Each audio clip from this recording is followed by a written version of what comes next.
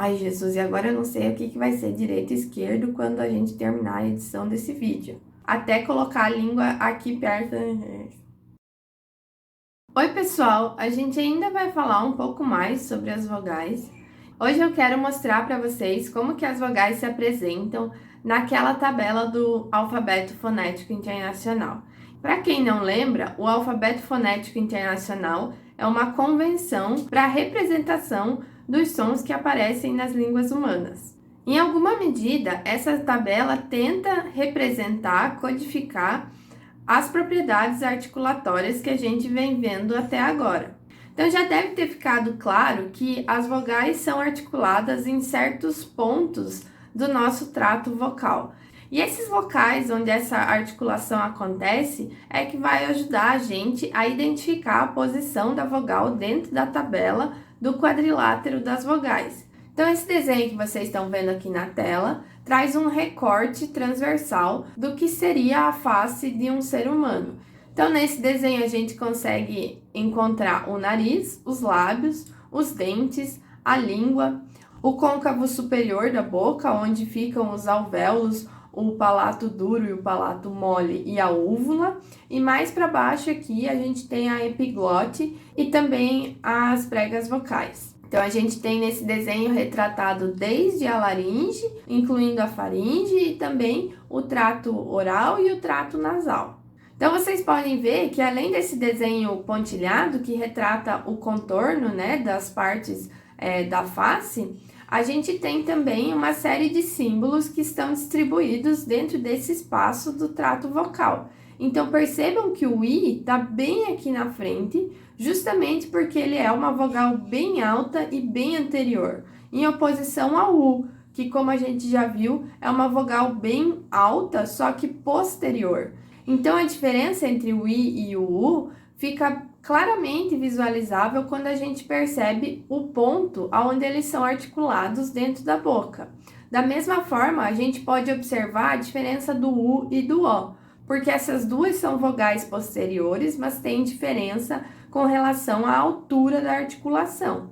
Da mesma forma, o E e o A também a gente consegue perceber pela diferença de altura da articulação. Então, tendo em vista a distribuição desses símbolos no trato oral, a gente consegue perceber que o ponto de articulação dessas vogais é essencial para como a gente vai encontrar elas lá na tabela do Alfabeto Fonético Internacional. Vamos dar uma olhada nessa tabela.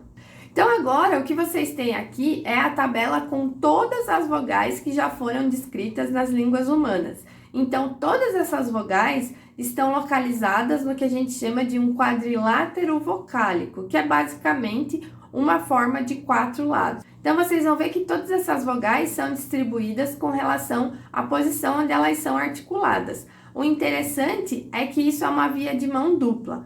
Tanto eu posso olhar para esse quadrilátero, encontrar um determinado símbolo e tentar pronunciar ele, levando em consideração a posição da língua horizontalmente, verticalmente e do arredondamento dos lábios, quanto a partir da produção de uma determinada vogal com determinada posição de arredondamento dos lábios, determinada posição horizontal da língua e determinada posição vertical da língua, eu posso determinar qual é o símbolo que é atribuído a essa vogal.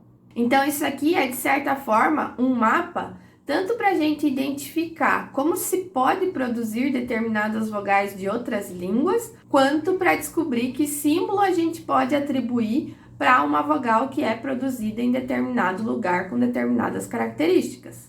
Agora, tudo isso que está aqui segue a uma lógica. Então, qual é a lógica de distribuição das vogais no quadrilátero vocálico? Nessa imagem, eu retirei todos os símbolos que são os símbolos das vogais. O que eu quero que vocês prestem atenção é o que cada uma dessas retas significa. Então, as retas que são verticais, elas determinam a posição horizontal da língua. Então, todas as vogais que são anteriores vão estar nessa primeira linha e as posteriores vão estar lá na última. E essas que ficam no meio são as vogais centrais, que são articuladas com a língua numa posição intermediária.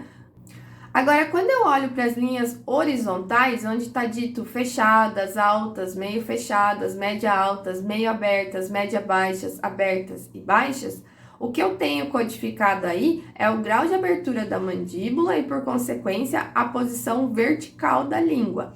Então, as vogais mais fechadas são as que estão lá em cima, na primeira linha.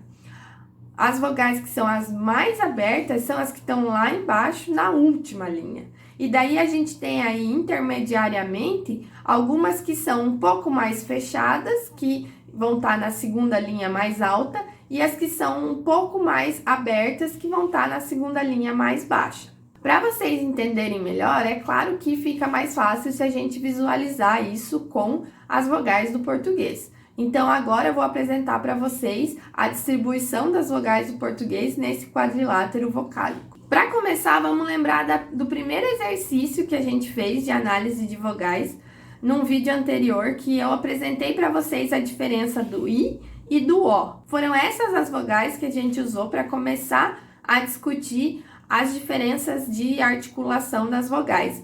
Lembrem que o I era o mais alto e o que era articulado mais para frente na boca. Então, ele vai ocupar a coluna relativa às vogais anteriores, que é essa primeira coluna, e ele vai estar na primeira linha, que é a linha das vogais altas. Então, por isso que a posição onde ele está nesse quadrilátero identifica ele como uma vogal anterior alta, tá? Percebam que a alternância aqui entre alta e fechada é só para a gente diferenciar se é a mandíbula fechada ou se é a língua alta. A nomenclatura que a gente usa com mais frequência nos estudos de fonética do português é a de altura. Então, por isso a gente costuma se referir ao I como uma vogal alta anterior, tá? Usando essa nomenclatura que diz respeito à posição da altura da língua. Agora, quando a gente olha para o O, percebam que ele está lá numa posição bem mais baixa desse quadrilátero. Ele está lá na terceira linha e na terceira coluna. Então, ele está na coluna das vogais posteriores, porque são as vogais que são articuladas mais no fundo da boca. Então, eu reconheço isso quando eu percebo que a articulação do O envolve uma projeção do fundo da língua para o fundo da boca. Agora, perceba que apesar dele ser uma vogal aberta, tem outras vogais que vão ser mais abertas do que ele. Então, o O é considerado uma vogal meio aberta, porque ele não é tão aberto quanto um A, mas ao mesmo tempo ele é mais aberto do que o O e do que o U. Então, quando eu avalio a posição do O no quadrilátero das vogais, eu consigo identificar ele como uma vogal meio aberta posterior. E o que isso quer me dizer? Que é uma vogal que é produzida com a boca aberta num grau médio e que a língua vai estar numa posição bem posterior dentro da boca, então bem direcionada para o fundo da boca. Se vocês estão bem lembrados, a gente tinha 3 critérios para diferenciar as vogais, certo? O último que a gente ainda não comentou aqui no quadrilátero é com relação ao arredondamento dos lábios. Perceba que para cada ponto que está marcado no quadrilátero das vogais, a gente tem uma lacuna de cada lado. Então, o que fica de um lado são as vogais arredondadas e o que fica do outro lado são as vogais não arredondadas. Então, todas que estiverem para o lado de cá são as que são não arredondadas e todas as que estiverem para o lado de lá são as que são arredondadas. Teve um outro exemplo que a gente trabalhou nesses vídeos, que era aquela diferença que envolvia a pronúncia do E de 20. Então, vocês ouviram um áudio que era da minha sobrinha e a gente problematizou como que a gente ia diferenciar essa vogal que aparecia no final da palavra 20 e da palavra 20. Então, só para perceber, aqui no quadrilátero das vogais, eu recortei exatamente as vogais que podiam ser cogitadas para transcrição dessa pronúncia, para vocês perceberem qual é a diferença que está por trás dessa articulação. Então, eu tenho aqui o E de 20 na posição meio fechada, enquanto eu tenho o I na posição fechada. Então, como a gente viu naquele exercício, as duas eram vogais anteriores, mas a diferença entre elas seria com relação ao grau de abertura da mandíbula e a posição horizontal da língua. Então, por isso que o E está um pouco mais baixo do que o I. Agora, a gente também cogitou que houvesse essa vogal intermediária que não é nem um I, nem um E. Esse é um E, que parece um pouco com um I, mas ele não tem a mesma força tônica, ele não tem a mesma protusão que a gente percebe no I. Então, tem uma regra fonológica para diferenciar o I do I, mas a gente só vai discutir isso no próximo bimestre, quando a gente estiver lidando com a fonologia, com o modo como a gente registra na gramática os casos que são variáveis. Por hora, o que eu já posso adiantar para vocês, que é algo que eu já falei no outro vídeo, é que esse I reduzido, ele aparece quando a gente tem uma sílaba final que não é tônica, que não é acentuada. Então, lembrem sempre da diferença de país e pais. Então, quando eu tenho a pronúncia bem tônica para essa vogal final, provavelmente é porque eu estou usando essa vogal fechada bem alta, que é o I pleno.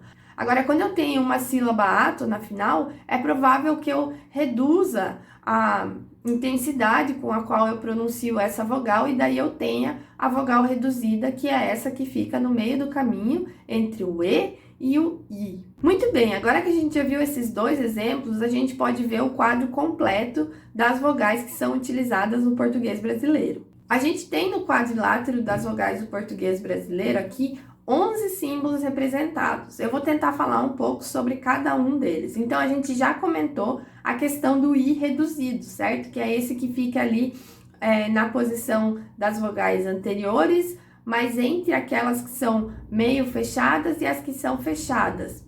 A gente pode perceber que a gente tem um correlato para essa vogal reduzida lá no caso das posteriores também. Então, entre o O e o U, eu tenho também a vogal reduzida E, que vai aparecer no mesmo contexto que a vogal reduzida E, que é o contexto de sílaba átona final. Então, seria a diferença, por exemplo, entre cocô, que tem esse O pleno, e coco, que você tem um O reduzido, em relação a, por exemplo, baú, que você tem um U pleno. Então, nessas três palavras, a gente tem na posição final vogais diferentes. Na primeira é o O pleno, na segunda é o O reduzido e na terceira é o U pleno. Aí, quando a gente olha aqui para a posição das vogais meio abertas, a gente vai ter o E na posição anterior, bem na frente, e a gente vai ter o O na posição posterior. Então, eu consigo perceber que a altura de articulação dessas duas vogais é semelhante,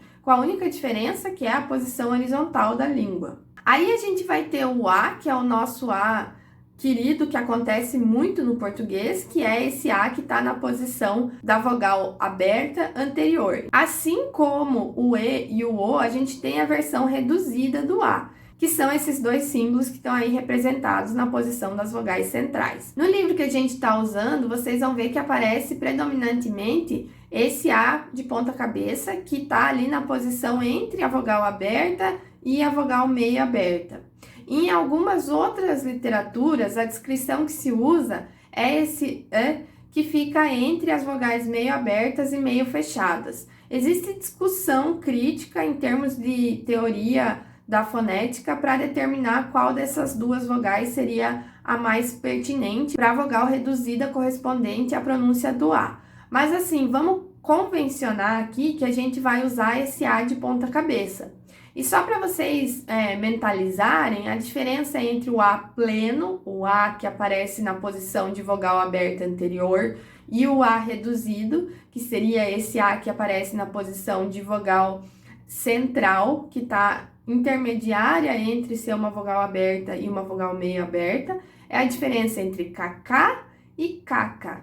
Então, quando eu digo KK, eu tenho uma abertura maior da boca e, portanto, eu tenho a vogal anterior aberta. Quando eu digo KK, essa vogal final dessa palavra é a reduzida do A que a gente vai encontrar numa posição mais central, KK, e também com abertura um pouco menor da mandíbula. Então, essas vogais que aparecem no quadrilátero vocálico do português brasileiro são todas as vogais que a gente vai usar para fazer a descrição fonética das pronúncias do português. Em princípio, esses símbolos são muito parecidos com os símbolos ortográficos que a gente usa.